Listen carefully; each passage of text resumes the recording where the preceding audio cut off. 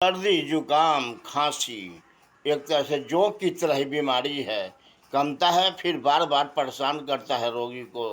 आँख नाक से पानी, इसका एकमात्र दवा है वन एम्पावर की सोलिनम वीकली और चरचर बूंद दिन भर में 3 बार कास्टिकम खाएँ। जड़ से कम से कम तो 1 महीना 20 दिन तक खाएँ, जड़ से ठीक हो जाएगा।